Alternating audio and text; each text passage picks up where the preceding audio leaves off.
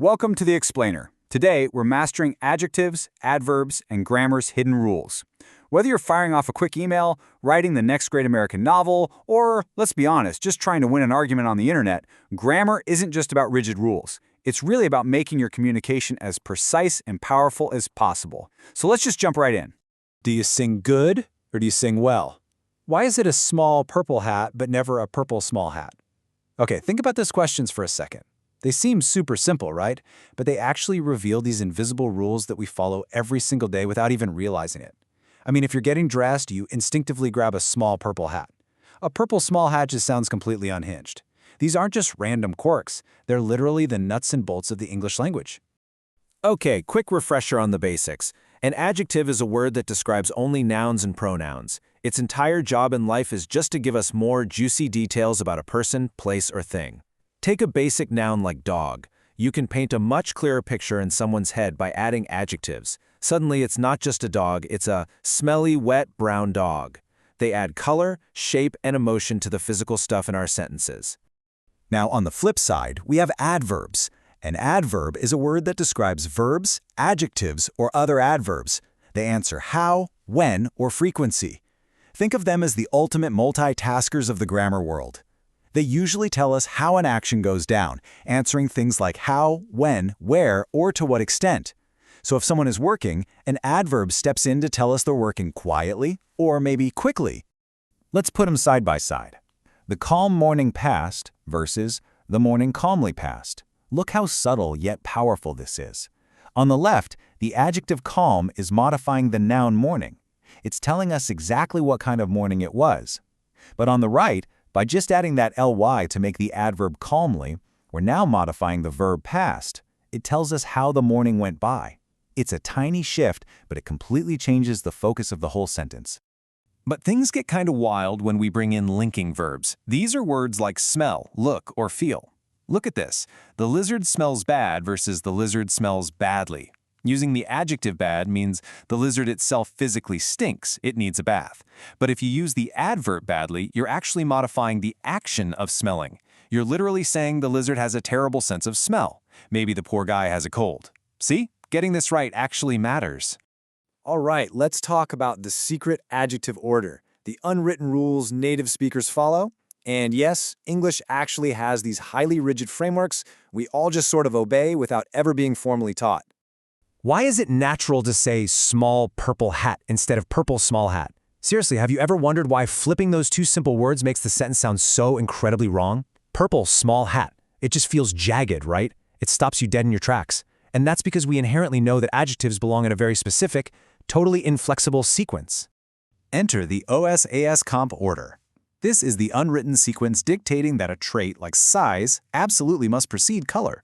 It stands for opinion, size, age, shape, color, origin, material, and purpose. Think about it. You'd naturally say a lovely little old round purple French silk school hat. You'd never ever mix those up. If you tried to put silk before lovely, the grammar alarms in your brain would just start blaring. Moving on to commas between adjectives. Cumulative versus coordinate. Now, I know punctuation can be a massive headache, but there's actually a foolproof way to figure out exactly when you need a comma between your adjectives. It basically boils down to whether they are cumulative or coordinative. Cumulative adjectives like small purple hat come from different categories of that OS comp list we just talked about. They build on each other, so no commas needed. 0. Coordinative adjectives, though, like charming, extravagant tea, come from the exact same category. Charming and extravagant are both opinions. Since they hold equal weight, boom, you got to separate them with a comma. Now, if you're writing and totally blank on those categories, just use the and test. If the word and sounds completely natural between the adjectives, you need a comma. Saying charming and extravagant tea sounds totally fine, right? So use a comma. But small and purple hat? That sounds clunky and forced. That means they're cumulative, so you just drop the comma. Easy, right? Okay, tricky adverbs and frequencies. Navigating the quirks. Adverbs of frequency tell us how often something goes down, and they claim a very specific piece of real estate in your sentences. These adverbs range from always to often to rarely, covering everything from continuous actions to things that just never happen. The golden rule here is that they generally sit right before your main verb. They tell us if someone often barks at the mailman or rarely goes to the gym. Though, side note, if you're asking a question, they slide in right after the auxiliary verb. Nailing this placement is what gives your writing that natural rhythmic flow. Wait, where is the ly? Honestly, just when you think you've got adverbs figured out by spotting that handy ly suffix, you hit a word like fast, and you have to ask yourself, why don't we say run fastly? Well, meet flat adverbs. Fast, hard, right, wrong, safe, tight, near. Get this, these are a shrinking historical category of words that have the exact same spelling as their adjective twins. Back in the 18th century, grammarians decided English should be fancy and act more like Latin, so they tried to kill off flat adverbs entirely. They wanted us to say go slowly instead of go slow. But some of these stubborn words survived. That's why we still say drive fast, work hard, or sit tight. No ly in sight, but they are absolutely still adverbs modifying verbs.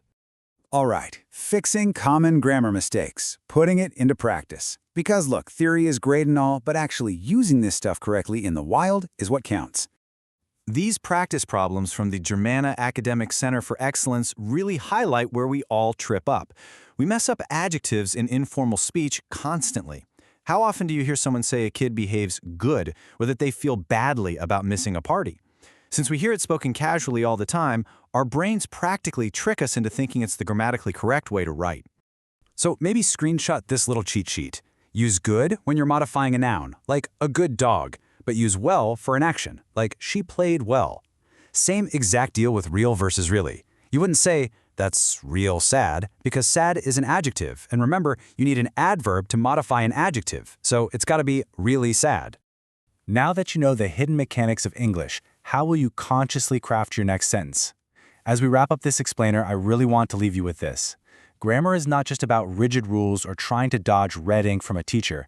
It's the invisible framework that gives your words actual power, clarity, and precision. When you understand how adjectives stack, when those commas actually apply, and why those flat adverbs just stubbornly refuse to change, you take total control of your communication. So, what are you going to write next? Thanks for hanging out with me on this deep dive, and keep writing with confidence.